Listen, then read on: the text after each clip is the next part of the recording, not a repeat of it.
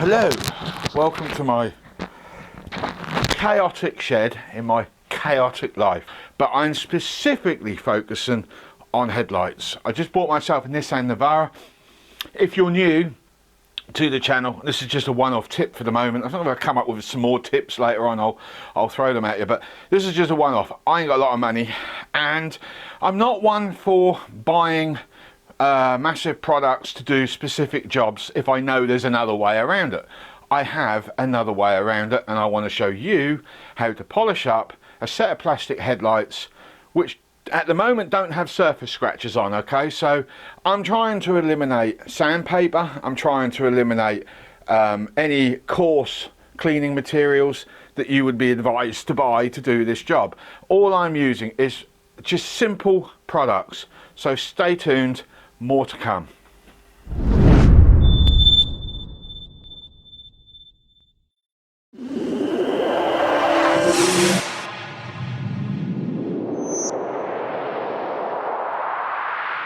So, got to get around this. Here is one I did earlier. I put a piece of tape across, and I've cleaned this side up, and I've left that side. It is proper tarnished, it's just weathered, and it's just deteriorated. Okay, I have not sanded any of this down at all. There is not a single ounce of sandpaper that has hit this. I have not used a multitude of different polishing solutions. I haven't even used a multitude of polish and mops to get this result, and I did it in less than 2 minutes, literally 2 minutes. So when I do the other half, I'll see if I can find a stopwatch to time this with, so you can see how long it takes. There is a knack to it. Don't think that you can just bomb into this and say, oh, I can do that as well. Listen to what I say, please, because what I'm telling you is quite important. You don't want to dry out the liquid I'm using. You don't want to over rub. If the liquid dries out, because this creates heat on here, so what will happen is the liquid will start to dry out. So you need to keep that fresh at all times in order to get that polished look. I think that's come out quite good considering. So yeah, you can do it this way. I am not responsible for you getting it wrong if you've misinterpreted what I've said. All right, I don't want nobody putting comments up, well, you're an idiot and you told me to do it this way and I did it and this is what happened. Hey mate, that's not on me, that's on you. I'm just showing you how I did it. This is not a how to do it. All right, so if I'll start again at the title. This is not how to polish headlights, this is how I've done it, and it's another way in doing it, and it's there if you want it. Watch this space. Okay, well, we don't need that, that's clay. That's just something completely different. But what I do want to show you, bloody good product, teacup. Yep, I'm not joking, teacup. That's what I used. You will be surprised, because they sell you all this stuff on the internet. Clean your headlights, polish them up, buy this kit for $11.99, $20.99, $50.99, and you will get epic results, mate. Polish and mop from Tool Station. That's all it is. On a drill. Nice and moist. Don't let that dry out. Very gently hover it over the plastic, like so. Do not push hard. Do not push this down hard onto the plastic, because all you'll do is you'll burn the plastic and then you will have to get the sandpaper out. So just gently hover it.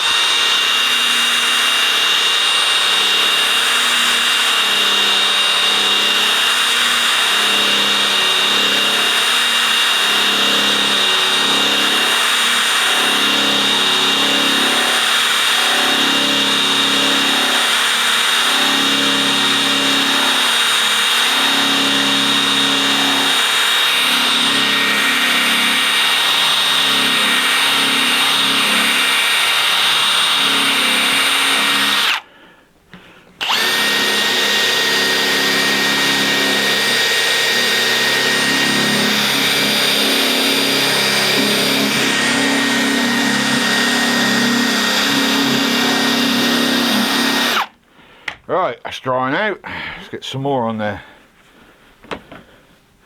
Oh man, it's already starting to come up. Gonna be overwhelmed. Get out of there, you swine. I'm a tight arse, and if I can avoid spending stupid money on stuff, I'm going to. Trust me on that one.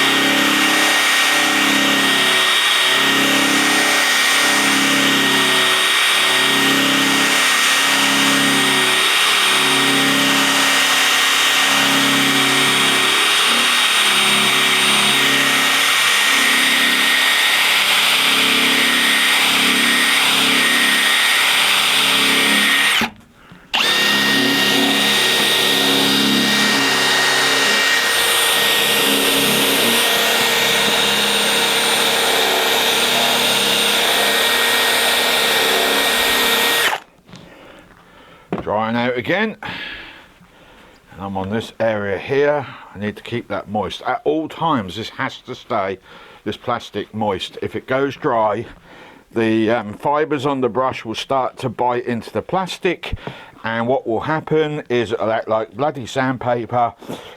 Friction will cause the plastic to get hot, and then the brush that you're using, or the pad, will start to eat into the plastic, and then you'll regret even watching this video.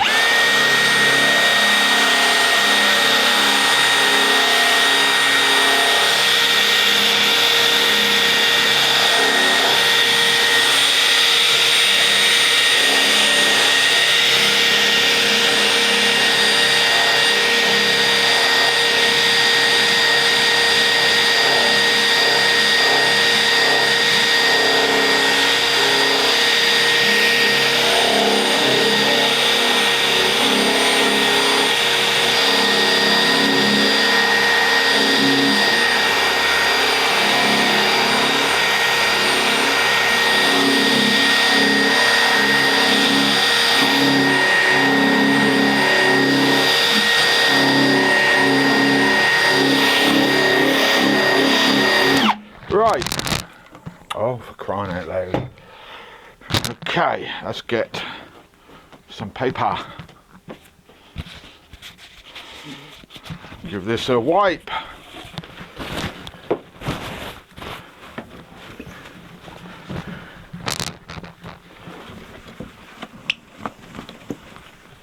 Look at that.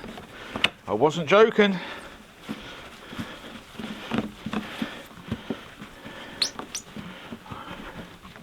I was not joking.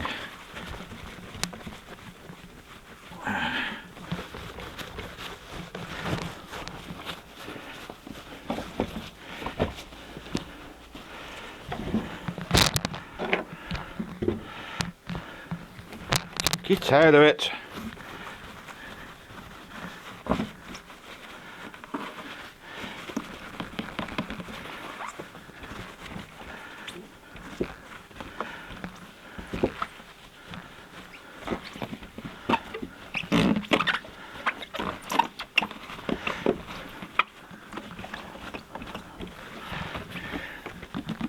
There you go, guys. This is now MOT or tech ready, depending on what country you live in.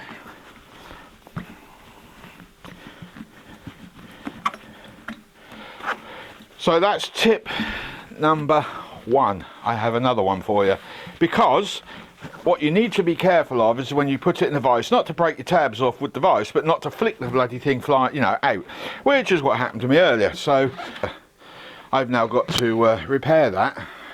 Can you see that? It flew out, landed on that plate and broke. So now what I've got to do is I've got to glue this together, but I'm not just going to glue it together with any old glue. I'm going to glue it together with cable ties. This was a trick that was shown to me by an AA man when my radiator got smashed on a trike that I was riding in Norfolk. I had to call the AA out to get me home, and he turned up in a little van. I bust out and said, mate, you ain't getting me home in that. I've got a 2-hour drive ahead of me. He said, no mate, you're going to ride that home. We pulled the radiator off, he got the cable ties out and the soldering iron, and away he went. And I was absolutely gobsmacked because it got me home, but it didn't just get me home, it kept me on the road for another 3 more weeks before it did finally give out. But there's the end results. Look at the shine on that. T-cut buffing wheel, that's all you need. The buffing wheels you can get from Tool Station or on the internet. All they are is cloth, cotton fibre, polishing wheels for metal work is what you're looking for. And they do various sizes in one kit, and the smaller sizes will get into them smaller gaps around the indicator area here, which I haven't been able to get to because my wheel is too big, but they do smaller, so you get everything you need. So we'll put that aside, and then we'll pause. And I'm shaking my head off, and everything is probably just too loud for this bloody microphone, isn't it? I'll move it down there. How's that? Turn that over. We better put that down. I'll just polish this all up. We don't want to scratch it, do we? That would be silly. And yep, that'll do. Yeah, I properly broke that. So now we've got a sandy area down. Clean up the plastic, because we don't want to be putting dirt. You see what I mean by smaller? I mean, that's tiny. That'll get in them areas. Where are we?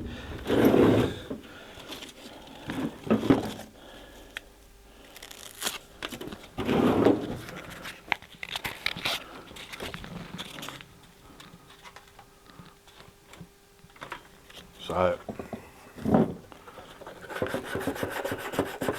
sand that all back. This is not foolproof, it may fail on you, but I did get some serious time with this. This idea here, you know, this technique of melting plastic over plastic. The cable ties do seem to be the best product for the job.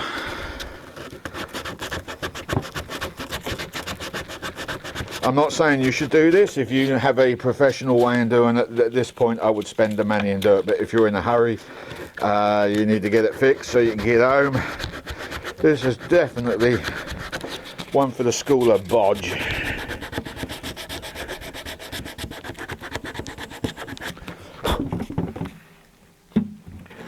I don't know if I'm going to be able to get in there. I ain't going to be able to get in there. I'll have to think of something else with that. Right. Let's find some cable ties. Where in hell's name did I see some? I know we've got loads of cable tie ends, and they're just as good. Well, they ain't very good.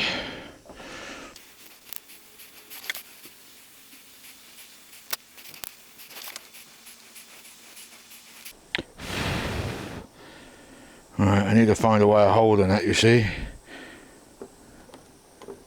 Almost. Right, now we've got pressure on that, we can attack it.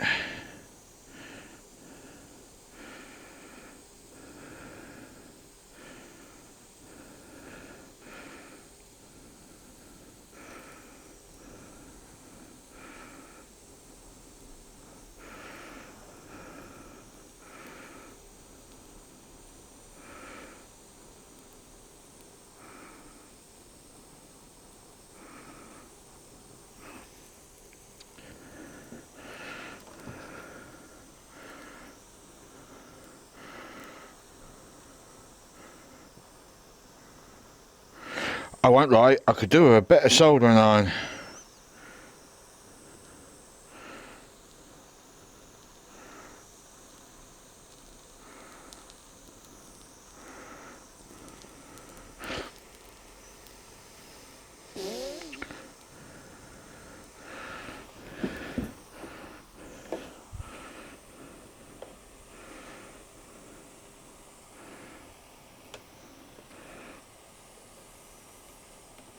And it dries pretty bloody quick.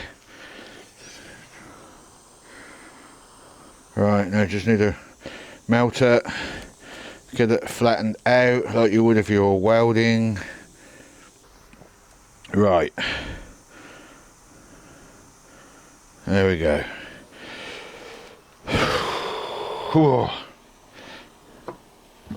Now we've got to seal up that little area there. Fresh cable tie, because this one's going to be a bit harder.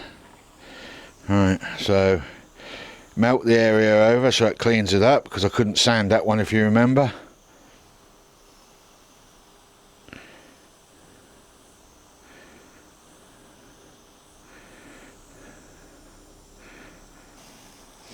Gotcha. Right, need to reheat that up now. Stab that about a bit. There we go. Laugh at me all you like, don't care. I know this is going to work, providing I don't flipping well melt through, and that is a risk.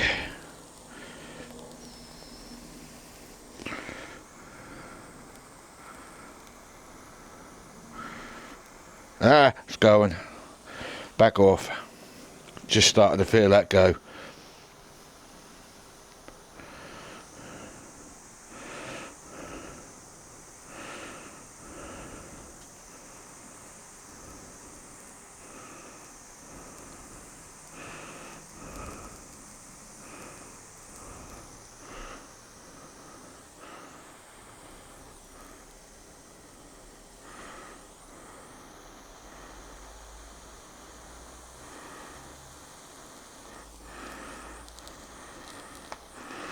Right.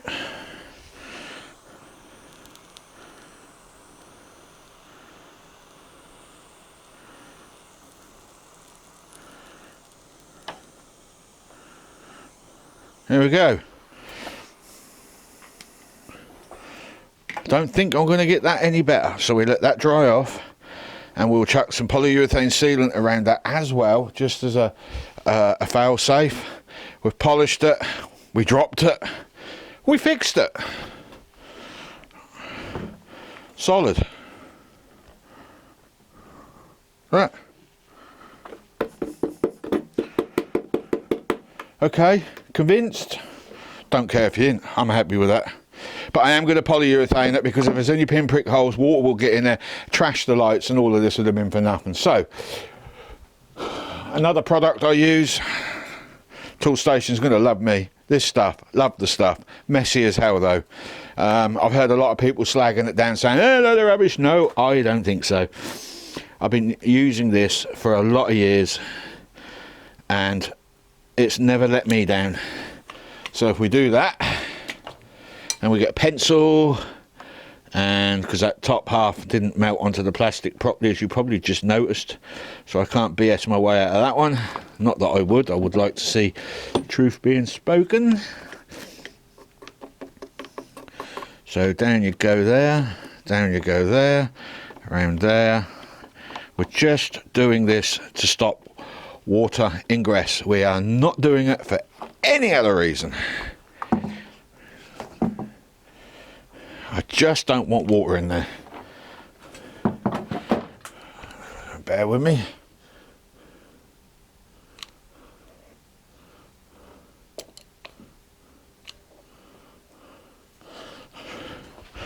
Now at the top.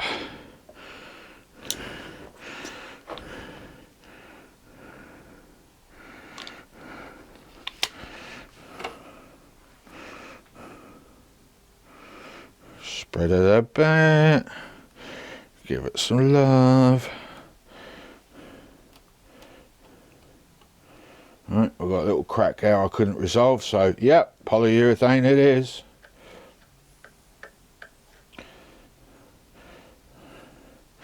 Voila. In there.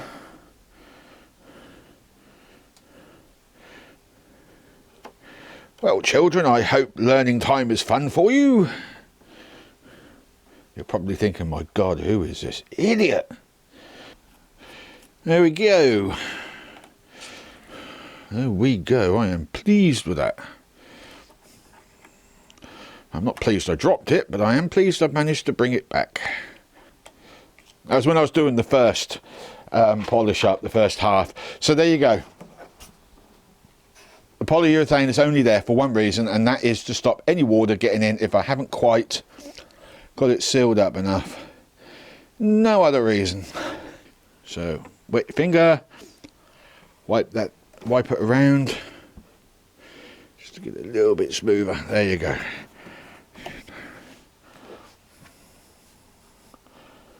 Done. Sorry, that was a bit loud, wasn't it? There you go. So we've got a polished headlight. Could do a little bit more work. Still got a bit of dullness going on in the middle. But we've got to let the other thing dry now. So I've got two headlights to do. I've got this one to do, finish off, and I've got the other one on the car to do. Remember though, guys, please remember, I'm not recommending, I'm only recommending that you lightly touch the polishing mop over, and I used a pre-used polishing mop as well. I never used a brand new one, and I have no idea what a brand new one will do. So there you go, guys and girls, that is how to polish a headlight on the Miser. Big time on the Miser. So yeah, you don't need all them posh flipping products. The only thing I would say is if it is scratched, I would go over with the finest flour paper that you can physically find with wet and dry, and try and sand that out as best as possible. But do remember that if you've got any lines carved into the light on the outside, you're going to sand them out, you know what I'm saying? Any E-marks and you're using it for a classic custom car that's got to be registered with the government, you lose those numbers and it won't pass. That's the other problem with it all. So there you go, that is now polished up. I could do just a little bit more and get those scratches out that I've just put in by leaning it the wrong way up. So there you go, bonus video. See you later.